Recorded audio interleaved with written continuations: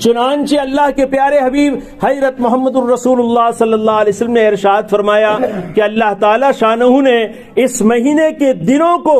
دن کے روزے کو تمہارے اوپر فرض کیا ہے، اور اس کے رات کے قیام کو، یعنی رات کو اللہ کے سامنے کھڑے ہو کر عبادت کرنے کو لازم کیا ہے۔ اس لیے اہتمام کے ساتھ یہ مہینہ اس طرح گزارو کہ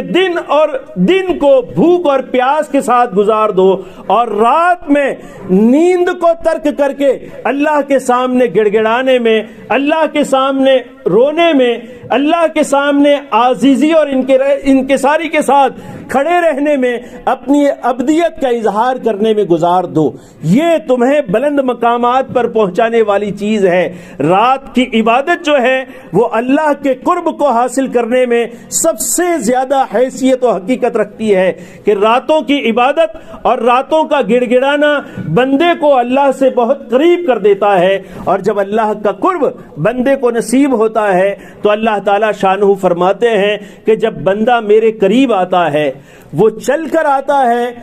وہ ایک بالشت بڑھتا ہے، میں ایک با بڑھتا ہوں، اور جب وہ چل کر آتا ہے اللہ تعالیٰ شانو فرماتے ہیں میں دوڑ کر اس کے قریب جاتا ہوں۔ یعنی بندہ جب اللہ سے قرب اختیار کرنے کی محنت کرتا ہے تو اللہ تعالیٰ شانہ اس سے دوگنا اس سے قرب آنے کی کوشش کرتے ہیں۔ اور آگے اللہ تعالیٰ شانہ ارشاد فرماتے ہیں کہ جب اس کے بعد میں بندے کے اتنا قریب ہو جاتا ہوں کہ میں اس کے کان بن جاتا ہوں جس سے وہ سنتا ہے، اس کی آنکھیں بن جاتا ہوں جس سے وہ دیکھتا ہے، اس کی زبان بن جاتا ہوں جس سے وہ بولتا ہے، یعنی اور اس کے پیر بن جاتا ہوں جس سے وہ چلتا ہے۔ یعنی بندے کا ہر عمل پھر اللہ کی رضا کے لیے ہو جاتا ہے۔ یعنی سنتا وہی ہے جو اللہ کو پسند ہو، وہ دیکھتا وہی ہے جو اللہ کو پسند ہو، وہ اپنی زبان سے بولتا وہی ہے جو اللہ کو پسند ہو، اللہ کو رضا کرنے والا ہو، اللہ کو راضی کرنے والا ہو، پھر اس کا ہر عمل